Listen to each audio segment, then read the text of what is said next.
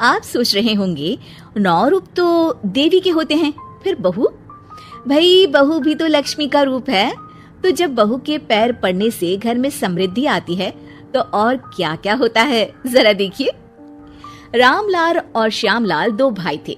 दोनों बड़े ही प्यार से साथ ही एक ही घर में रहते, लेकिन दोनों की बीवियों का रवैया एक दूसरे के लिए बिल्कुल ठीक नहीं था। एक दिन रामलाल की बीवी कहती है, अरे रमा, ये क्या कर दिया? सारा कचरा पूरे घर में फैला दिया।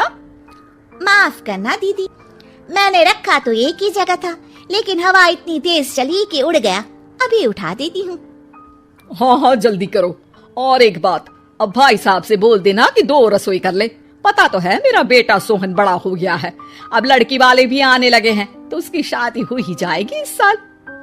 हाँ हाँ दीदी, मेरा बेटा विहान भी तो बड़ा हो गया है और उसकी भी तो शादी होनी है। ठीक कहती हैं आप। अब हम ऊपर वाले तल्ले पर शिफ्ट हो जाएंगे। मैं विहान के पापा से बात कर लेती हूँ। बात नहीं करना, शिफ्ट होना है, क्योंकि मैं अब साथ नहीं रह सकती। हाँ हाँ दीदी, ठीक है ना। फिर क्या, हो जाते हैं एक घर के एक परिवार के 2 टुकड़े और 2 रसोई, दोनों के बेटों की शादी। और फिर शुरू होती है कहानी।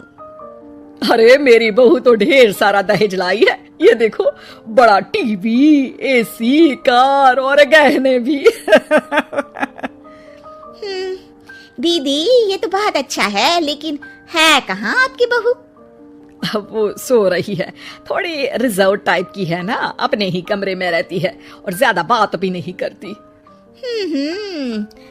तभी रमा की बहू की आवाज आती है, माँ कहाँ है आप? जल्दी आइए, नाश्ता ठंडा हो रहा है और मुझे भी भूख लग रही है। आ रही हूँ बेटा, रुक। दीदी चलूं क्या? ये लड़की मेरे साथ ही बैठकर खाती है, वैसे भी भूख लगाई है। ये बोलकर वो चली जाती है। तभी श्यामा की बहू बाहर आती है और बाहर की ओर जाने लगती है। अरे बहू, कहीं जा रही हो क्या? क्या है माँ जी, बिना बात के ठोका मत करो। जा रही हूँ मैं। वैसे भी मेरे पापा ने कार घर में रखने को तो नहीं दी है ना। अरे नहीं नहीं बेटा, बिल्कुल बिल्कुल, घूमो घूमो। मैं तो कहती हूँ मुझे भी साथ लेकर जाया करो, साथ ही घुमा करेंगे। अरे नहीं नहीं, मैं आपके साथ बिल्कुल भी कंफर्टेबल नहीं हूँ। वैसे भी मैं शॉपिंग में जा रही हूँ, कहाँ आपको टांगती फिरूंगी। ये बोलकर श्यामा की बहू निकल जाती है। तभी उसके कान में ऊपर वाले तल्ले से हंसने की आवाज आती है। और ये कौन इतनी जोर जोर से हंस रहा है? ऊपर जाती है, जहाँ वो देखती है कि रमा और उसकी बहू साथ बैठकर बातें कर रही होती हैं। फिर तो मम्मी जी इतना मजा आया कि मैं क्या बताऊं। हाँ हाँ बहू, सुनने में ही हंसी नहीं रुक रही। तू तो वहाँ मौजूद थी। तभी दोनों की नजर श्यामा पर पड़ती है। अरे ताई जी आइए ना, आइए। वो उनके पैर छूती है और फिर चाय बनाकर लाती है। श्यामा अकड़कर कहती है, अरे नहीं नहीं, मैं चाय वाय नहीं पीती, बस हंसने की आवाज आ रही थी तो सोचा बता दूं कि टीवी की आवाज धीमी कर लो। अरे टीवी, वो देखो दीदी, धूल खा रहा है, वक्त ही नहीं मिलता देखने का। बहू के साथ वक्त कैसे बीत जाता है, इसकी बातें और किस्से कहानी किसी सीरियल से कम नहीं होते। श्यामा को खुशहाल रमा को देखकर जलन होती है। हाँ हाँ, मैं तो तंग आ जाती हूँ इतनी सारी बातें करके, मुझे तो सुकून पसंद है। ये कहकर श्यामा चली जाती है। अगले दिन रमा अपनी बहू के साथ घर से जा रही होती है कि तभी दरवाजे में श्यामा उन्हें टोकती है। अरे कहाँ जा रही हो दोनों? अरे देखिए ना दीदी, इसे शॉपिंग करने जाना था।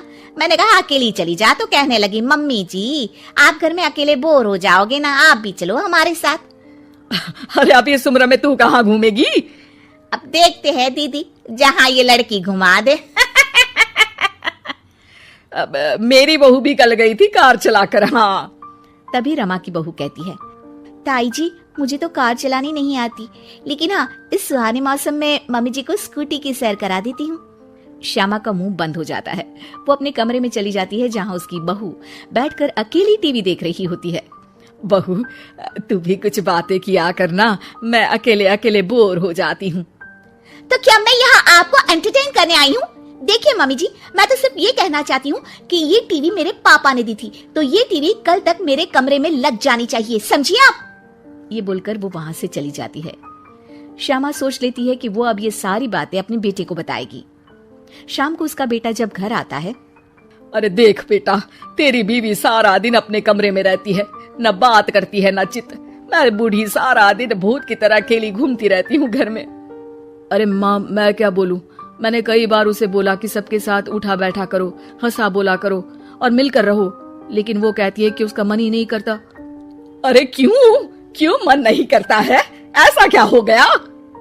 माँ, तुझे याद है उसके पिता ने कार देने से मना कर दिया था।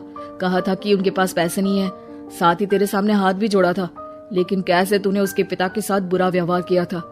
उन्हें कहा था कि पैसे नहीं है तो किसी भिखारी से शादी कर दो अपनी बेटी की। हाँ बेटा, तभी तो आज दरवाजे पर इतनी लंबी कार खड़ी है। बस माँ, तो अब तू उस कार से ही बात कर और उससे मन लगा, क्योंकि पिता के आंखों का आंसू आपकी बहू के दिल तक उतर चुका है और आपकी इज्जत उसकी नजर में। अब श्यामा को समझ आता है कि कुछ निर्जीव चीजों से घर भरने से अच्छा है कि सजीव चीजों से जिंदगी भरी जाए।